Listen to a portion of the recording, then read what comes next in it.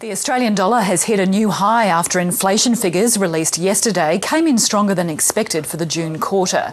Now there are warnings the soaring dollar could cause problems for parts of the domestic economy. Overnight, the Aussie dollar touched 110.8 US cents. That's its highest level since it was floated in 1983. The Australian Industry Group says the dollar's rise is hurting an already battered manufacturing sector, and the tourism sector says it's sending Australians overseas. What we're noticing with the strong Australian dollar, we have record numbers of Australians leaving our shores today to take an international holiday. We are still having strong numbers inbound from destinations like the US and the UK, but what we are noticing is when those tourists arrive in Australia, their dollar isn't going as far. So some of their decisions are being, if you like, truncated or shortened.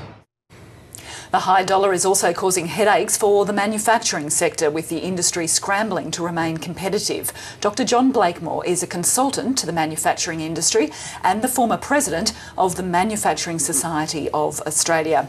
Well, Dr. Blakemore, let me start off by asking you, what effect is this high Aussie dollar having on manufacturing here in Australia? Well, currently it's decimating manufacturing. Manufacturing has been in decline now, as you probably know, for the last 40 or 50 years, but there's a sudden surge in the further declination, and that's extremely worrying for everybody. When you say it's decimating the industry, what do you mean? Do you mean factories closing down, jobs being shed?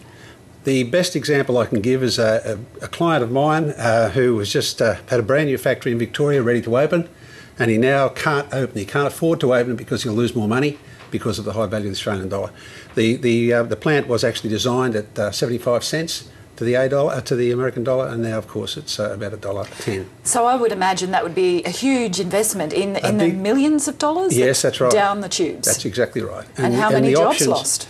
Well, they were jobs that were going to be created with the expansion of the industry and in particular exporting the product to the United States and Europe. His options now are to shut the factory down and ship it in toto to the United States, and that's where I think he'll probably go. So he's going to move the whole factory to the US? It looks that way. There's no definite decision being made, but that's an example of what is happening out there at the moment. And these reports about the high Aussie dollar, does it also undermine confidence in the industry? People aren't willing to invest in equipment, for example, expansion? No, that's exactly right. In fact, in my whole working lifetime, I've seen a decline in manufacturing, but it seems to be much worse at the moment than it's been for a long time, because there are other added factors, not only the $1. We've got the uncertainty about the carbon tax, we've got the uncertainty about a whole range of other issues. So I think everybody's extremely worried. There are some predictions that the Australian dollar is going to keep climbing. It's been above parity for some time now. Mm-hmm. Some people are saying it could go to $1.30, some people even saying $1.50. What would happen if that's the case? Well, those industries that are serving the local domestic market as a manufacturer won't suffer as badly as those that are exporting, I don't believe. However, those even servicing the local domestic market then will face the options of a lot of their products being imported much more cheaply because of the strength of the Australian dollar. So there isn't one sector that is in fact completely insulated from this rapid climb. And what's the solution? What advice do you give people? The advice is, and it's very simple to be glib about these things, we have to be more innovative, particularly in the logistical supply chain, both in and out of the country. Our infrastructure has to improve. We're an isolated nation, as you probably know, of a relatively small population. Our whole lifeblood is about import and export, and we don't do it very well. I'm not talking about the individual manufacturers now, I'm talking about the infrastructure. Doesn't appear to be good enough. So you're talking about our ports, our roads, I'm talking about our ports, our rail, our roads. Moving things around is just not good enough. And I think a large number of governments over a large number of years have got to take some responsibility for this.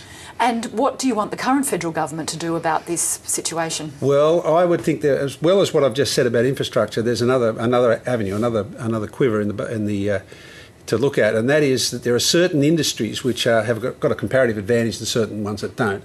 I think we've got to make now a distinction between the ones that do have a comparative advantage and are going to survive and flourish in a global economy, and those that aren't. And what sort of industries can survive in this environment? Well, A simple one where we have an innovative and comparative advantage. For example, the aluminium industry should be one, but that's now going to suffer greatly because of the carbon tax, particularly our aluminium smelters. An integrated supply chain in the aluminium industry would have been a very good option 10 or 15 years ago, and if you like, it still may be a good option depending on what happens with regard to the carbon tax, because as you know, they call aluminium, if you say, solid electricity, so it uses so much power to make it. So the other part of that equation would be industries associated with clean energy, particularly solar, rather than wind. And we had a very big comparative advantage in photovoltaics many years ago with the development of the original high-efficiency photovoltaics at the University of New South Wales. We never, ever pushed that supply chain. It is now in China, and they floated through a Chinese company. They're the sort of areas that we've got to pick up and run with. There's a big future in that. And to do it very quickly, I would imagine. Yeah, I would think so. And we can. We can. Okay, Dr. John Blakemore, thank you very much for joining us this afternoon. Thank you.